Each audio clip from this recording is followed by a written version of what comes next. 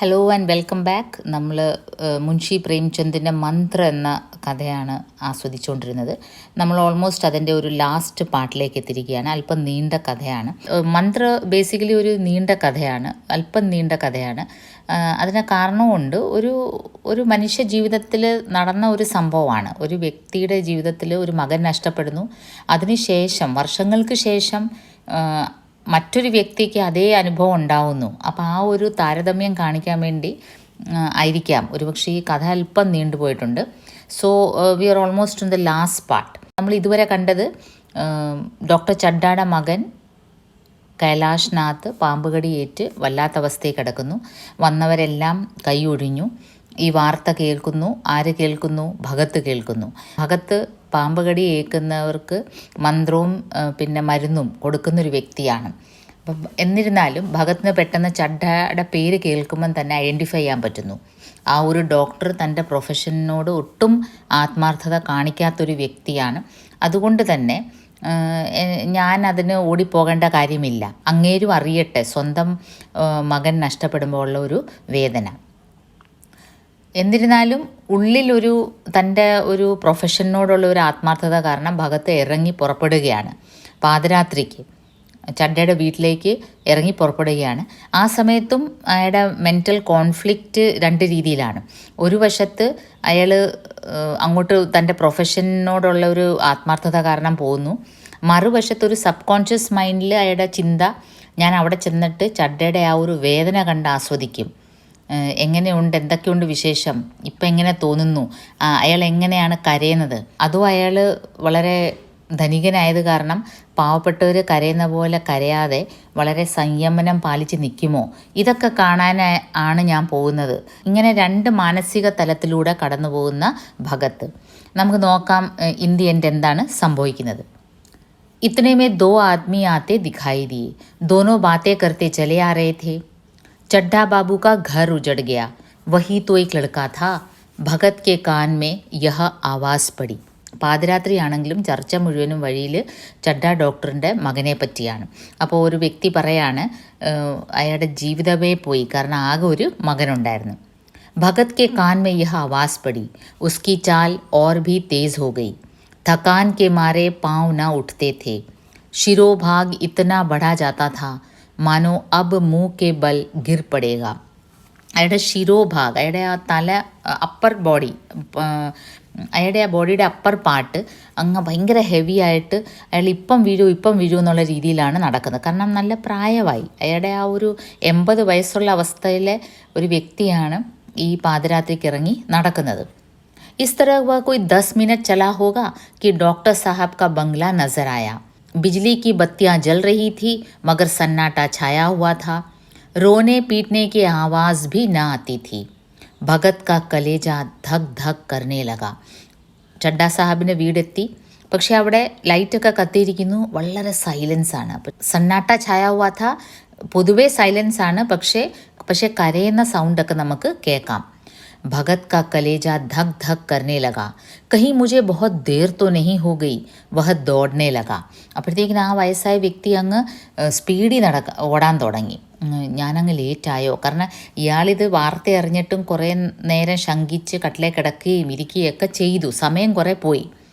अपनी उम्र में वह इतना तेज़ कभी न दौड़ा था. बस यही मालूम होता था मानो उसके पीछे മൗത്ത് ദോടി ആ രഹി ഹെ.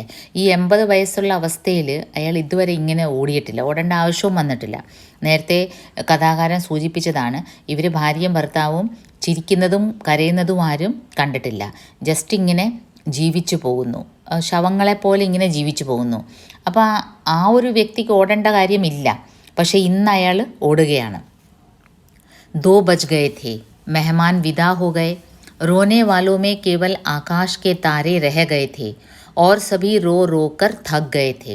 അപ്പോൾ ഏകദേശം 2 മണിയായി. പലരും ഇനിയും ഒരു ഹോപ്പും ഇല്ലയെന്നും പറഞ്ഞ് പലരും വീട്ടിലേക്ക് പോയി.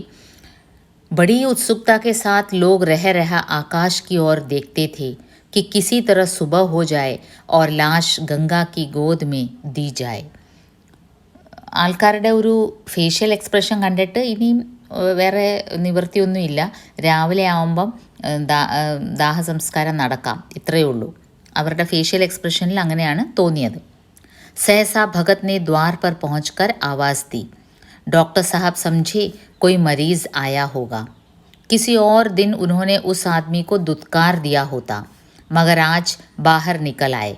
देखा एक बूढ़ा आदमी खड़ा है, कमर झुकी हुई, पोपला मुँह, भौहें तक सफ़ेद हो गई थी. വന്ന് വിളിക്കും. ഡോക്ടർ ചഡ്ഡ വേറൊരു ദിവസമായിരുന്നെങ്കിൽ ദേഷ്യപ്പെട്ടേനെ, കാരണം വല്ല പേഷ്യൻ്റാണ് പാതിരാത്രിക്ക് വന്ന് വിളിക്കുകയെന്ന് വിചാരിച്ചേനെ. പക്ഷേ ഈ ദിവസം അദ്ദേഹം സ്വയം വളരെ ഡൗൺ ആയിരുന്നു. അപ്പോൾ അദ്ദേഹം ഇറങ്ങി വന്ന് കണ്ടതെന്താണ്? ഒരു വളരെ പ്രായം ചെന്നൊരു വ്യക്തി, അയാളുടെ കമർ ഝുക്കി ഹുയി ഹെ, ഷോൾഡേഴ്സ് എല്ലാം ഇങ്ങനെ കൂഞ്ഞു വന്ന്, പോപ്ലാമോ, ആകെ ഒരു, നമ്മൾ പോപ്പല എന്ന് പറയുമ്പോൾ നമ്മുടെ ഹോളോ, നമ്മുടെ മാംസമെല്ലാം ശോഷിച്ചു പോയി, നമ്മൾ വയസ്സാകുമ്പോൾ കുഴിയൊക്കെ വീണ മുഖം. ബോഹേ തക് സഫേദ് ഹോ ഗയി ഥി, പിരികം വരെ വെളുത്തിരിക്കുകയായിരുന്നു. लकड़ी के सहारे काँप रहा था. बड़ी नम्रता से बोले, क्या है भाई, आज तो हमारे ऊपर ऐसी मुसीबत पड़ गई है कि कुछ कहते नहीं बनता, फिर कभी आना. അപ്പം ഡോക്ടർ വളരെ താന്ന സ്വരത്തിൽ പറയും, ദയവ് ചെയ്ത് വേറൊരു ദിവസം വാ, ഇന്ന് എനിക്ക് തന്നെ ഒരു വലിയ ട്രാജഡിയാണ്, ഒന്നും പറയാനില്ല. ഇധർ ഏക് മഹീന തക് തോ ഷായദ് മൈ കിസി ഭി മരീജ് കോ ന ദേഖ് സകൂങ്ക. ഇന്നല്ല, ഇനി ഒരു മാസത്തേക്ക് എനിക്ക് ഇനി ഒരു പേഷ്യൻറ്റിനെ നോക്കാൻ പറ്റുമെന്ന് എനിക്ക് തോന്നുന്നില്ല, അത്രയ്ക്ക് ഞാൻ മെൻ്റലി ഡൗൺ ആയിരിക്കുകയാണ്. ഭഗത് ने कहा, सुन चुका हूँ बाबूजी, इसीलिए आया हूँ. भैया कहाँ हैं, ज़रा मुझे दिखा दीजिए. ഭഗവാൻ ബഡാ കാർസാജ് ഹെ, മുർദെ കോ ഭി ജിലാ സക്താ ഹെ. അപ്പം ഈ ബൂഢ ആദ്മി ഭഗത്ത് പറയും, ഞാൻ എല്ലാം അറിഞ്ഞു, ഞാൻ അറിഞ്ഞിട്ടാണ് വന്നത്, എന്തിയെ മോൻ, എന്തിയെ, എന്നെ ഒന്ന് കാണിക്കേ. ഭഗവാൻ ബഡാ കാർസാജ് ഹെ, ഈശ്വരനാൽ അസാധ്യമായ ഒന്നുമില്ല, ഒന്നെന്നെ കാണിക്കും മകനെ. चड्ढा ने व्यथित स्वर से कहा, चलो देख लो, मगर 3-4 घंटे हो गए, जो कुछ होना था हो चुका. बहुतेरे झाड़ने फूंकने वाले देख देख कर चले गए. ശരി, എങ്കിൽ വന്ന് കണ്ടോളൂ, പക്ഷേ ഇനി നോക്കിയിട്ടും കാര്യമില്ല, 3-4 മണിക്കൂറായി. കാരണം വിഷം അങ്ങുള്ളിലോട്ട് എല്ലായിടവും സ്പ്രെഡായി കാണും. 3-4 മണിക്കൂറായി. डॉक्टर साहब को आशा तो क्या होती, हाँ बूढ़े पर दया आ गई. अंदर ले गए.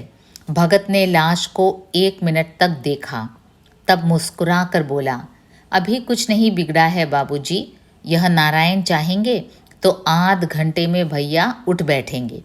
പക്ഷേ കുട്ടിയെ കണ്ട ഉടനെ തന്നെ, കൈലാഷിനെ കണ്ട ഉടനെ തന്നെ ഭഗത്ത് പറയും, കുഴപ്പമില്ല, ഒരു അരമണിക്കൂർ വെയിറ്റ് ചെയ്യാം, കുട്ടി ഇപ്പം സുഖമായി എണ്ണീക്കും.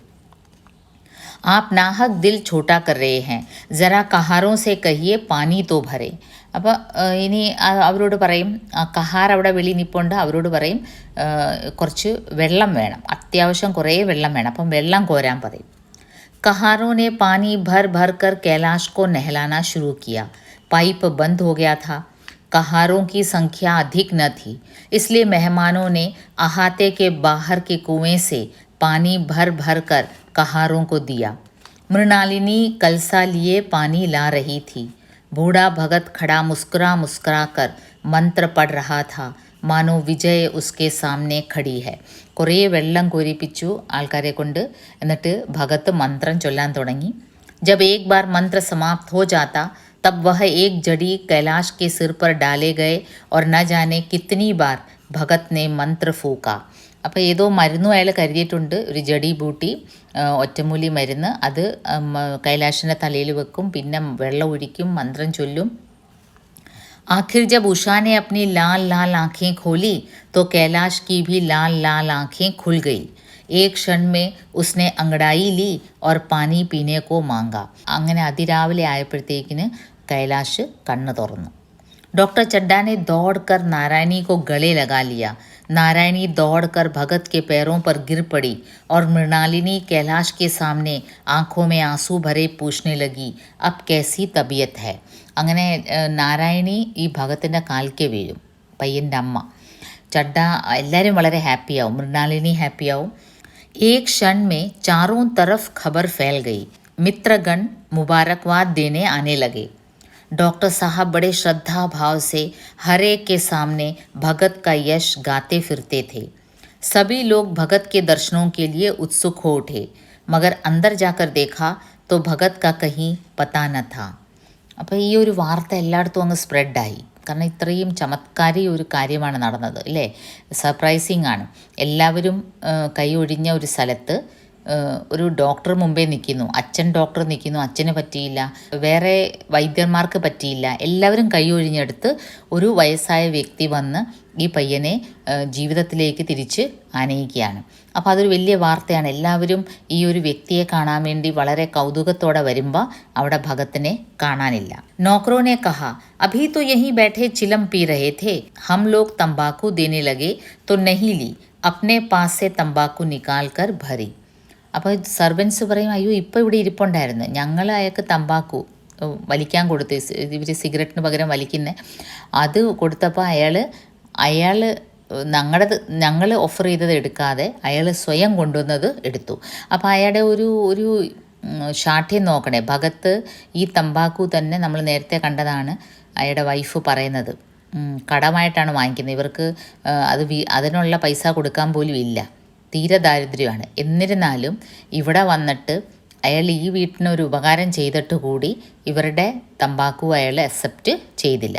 അപ്പോൾ ഡോക്ടർ ചഡ്ഡാട ഒന്നും തന്നെ അയാൾ അക്സെപ്റ്റ് ചെയ്യുന്നില്ല എന്ന് അയാൾ അത്രയ്ക്ക് വാശി അദ്ദേഹത്തിന് ഉണ്ടായിരുന്നു.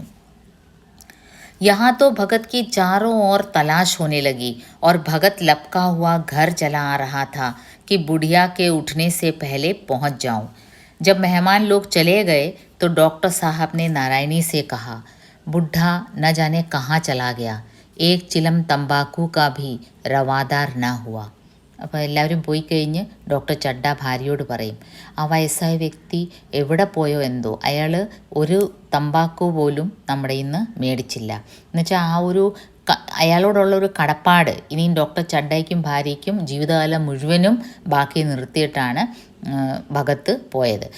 ഇപ്പോൾ ഇത്രയും വലിയ ഉപകാരം ചെയ്തതിന് ഭഗത്ത് ഒരു വലിയ എമൗണ്ട് കാശോ സ്വത്തോ, കാരണം നേരത്തെ ഈ മകൻ ഇങ്ങനെ മരണ തുല്യമായി കിടക്കുമ്പം ചഡ്ഡ പറഞ്ഞതാണ്, ആരെയും വിളി, ഏതെങ്കിലും വൈദ്യനെയോ ആരെയും വിളി, ഞാൻ എൻ്റെ സ്വത്ത് മുഴുവനും തരാൻ തയ്യാറാണ്, ഞാൻ തെരുവിലിറങ്ങാൻ തയ്യാറാണ്. പക്ഷെ ഒരു നയാ പൈസ പോലും ഭഗത്ത് വാങ്ങിച്ചില്ല. അപ്പോൾ അതാണ് ഭഗത്തിൻ്റെ ഒരു വിജയം. നാരായണി ബോലി, मैंने तो सोचा था इसे कोई बड़ी रकम दूंगी. അപ്പം നാരായണി പറയണേ, ഞാൻ അയാൾക്കൊരു നല്ലൊരു എമൗണ്ട് കൊടുക്കാൻ മനസ്സിൽ കരുതിയതാണ്. ചഡ്ഡ പറയാണ്, रात को तो मैंने नहीं पहचाना पर ज़रा साफ हो जाने पर पहचान गया. एक बार यह एक मरीज़ को लेकर आया था. मुझे अब याद आता है कि मैं खेलने जा रहा था और मरीज़ को देखने से इनकार कर दिया था. आज उस दिन की बात याद करके मुझे जितनी ग्लानि हो रही है उसे प्रकट नहीं कर सकता. मैं उसे अब खोज निकालूंगा और उसके पैरों पर गिरकर अपना अपराध क्षमा कराऊंगा. അപ്പോൾ ചഡ്ഡ പറയും, എനിക്ക് രാത്രിയിൽ അയാൾ കയറി വന്നപ്പോൾ എനിക്ക് അയാളെ റെക്കഗ്നൈസ് ചെയ്യാൻ പറ്റിയില്ല, പക്ഷേ പകൽ അല്പം തെളിച്ചം വന്നപ്പം എനിക്ക് അയാളെ മനസ്സിലായി, ഞാൻ അയാളെ റെക്കഗ്നൈസ് ചെയ്തു. ഇയാൾ പണ്ടൊരു പേഷ്യൻറ്റുമായിട്ട് നമ്മുടെ ഇവിടെ വന്നിരുന്നു, പക്ഷേ ഞാൻ അന്ന് ഗോൾഫ് കളിക്കാൻ പോകുന്ന ഒരു ധൃതിയിൽ ആ പേഷ്യൻറ്റിനെ നോക്കിയില്ല.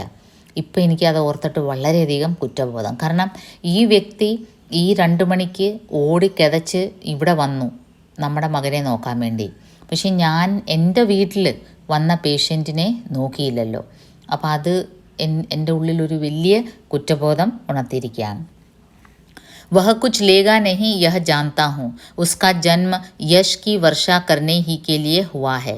उसकी सज्जनता ने मुझे ऐसा आदर्श दिखा दिया है जो अब से जीवन पर्यंत मेरे सामने रहेगा. അയാൾ ഒരു നയാ പൈസ പോലും മേടിക്കാതെ പോയി കളഞ്ഞത് അതെന്തിനാണ്? അയാളുടെ ആ ഒരു ആദർശ്, അയാളുടെ ആ ഒരു പ്രൊഫഷനോടുള്ള ഒരു ആത്മാർത്ഥത, അത് ഞാനും ഇനിയും അതൊരു പാഠമായിട്ടെടുത്ത് ഇനി ഞാൻ ജീവിച്ചിരിക്കുന്നിടത്തോളം കാലം ഞാനും ആ രീതിയിലാകാനുള്ളൊരു മന്ത്രമാണ് ഓതിയിട്ട് അയാൾ പോയത്. मैं उसकी यश की वर्षा करूँगा. അയാളുടെ ജന്മം തന്നെ സ്വത്തിന് വേണ്ടിയല്ല, പക്ഷേ യശസ്സിന് വേണ്ടിയാണ്. കാരണം ഞാനിനി എൻ്റെ ഓരോ നിമിഷവും ഇത് ഓർക്കും. ഞാൻ ചെയ്ത ഒരു സെൽഫിഷ് പ്രവൃത്തിയും ആ വ്യക്തിയുടെ ഒരു സെൽഫ്ലെസ് ത്യാഗവും, അപ്പോൾ അത് മുന്നിൽ വെച്ചുകൊണ്ട് ഞാൻ അയാളുടെ യശ് കീർത്തി കറുങ്ക. ഞാനിനി നാച്ചുറലി ചഡ്ഡ ഇനി തൻ്റെ പ്രൊഫഷനിലെ മറ്റ് ഡോക്ടേഴ്സിൻ്റെ അടുത്തും എല്ലാം ഇതൊരു മാതൃകയായിട്ട് പറയും. അപ്പോൾ അതാണ് ആ ഒരു ലോകത്തിനെ ഒരു കൂടുതൽ മനോഹരമാക്കാനുള്ളൊരു മന്ത്രം ഈ ഒരു ഭഗത്ത് 80 വയസ്സുള്ള ഭഗത്ത്, ഒരു വിദ്യാഭ്യാസവും ഇല്ലാത്ത ഭഗത്ത് ലോകത്തിന് സമ്മാനിച്ചത്. അപ്പോൾ ഒരു വലിയ മെസ്സേജിലൂടെയാണ് പ്രേംചന്ദ് ഈ ഒരു സ്റ്റോറി അവസാനിപ്പിക്കുന്നത്. ഏതൊരു വ്യക്തിയുടെയും പ്രൊഫഷനിൽ അതിൻ്റേതായ ഒരു മാന്യതയും അതിൻ്റേതായ ഒരു ആത്മാർത്ഥതയും നമ്മൾ കാണിച്ചിരിക്കണം. അതാണ് നമ്മളോടുള്ള ഒരു മന്ത്രം ഈ സ്റ്റോറി ഓതുന്നത്.